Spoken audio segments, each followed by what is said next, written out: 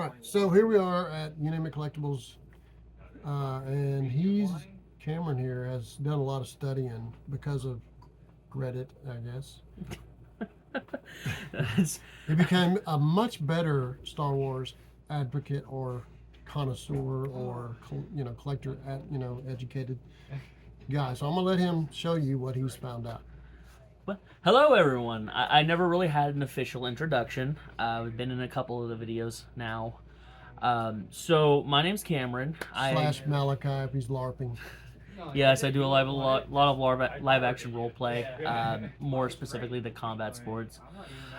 So I actually work mainly behind the scenes. I've only really been in the videos here recently.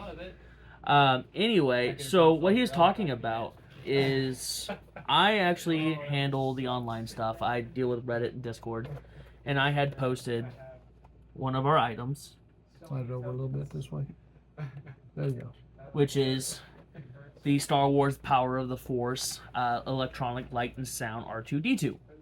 And it was actually brought to my attention that there were some defects with the toy that made me do a deep dive. One thing I found out about these is when they were first released back in 1997, they lit up incorrectly.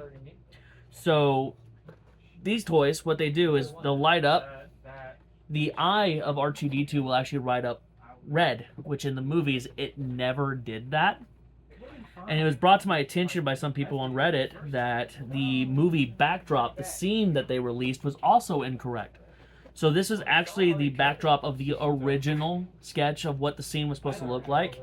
So the actual movie scene that was released has more stones in the background. So not only does the toy light up incorrectly, the background is also incorrect.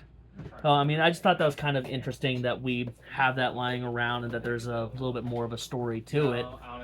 Just like everything else you can find here at You Name It Collectibles. Right. I'll tell you a little story that I know about this particular movie series.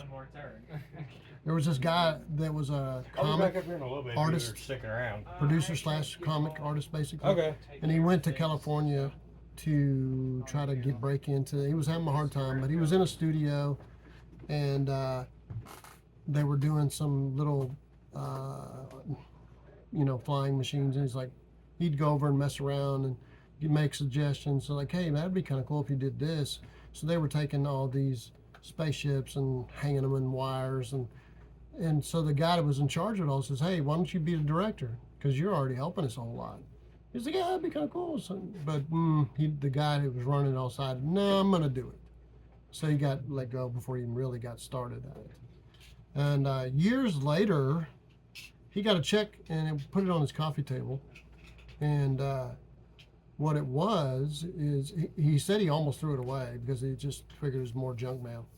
What it was is a check from Lucas, because he had been a director for a little while. He gets a percentage of every film. So he started getting checks. Even though he wasn't a director very long, because he was, the union made sure he got a certain amount of money.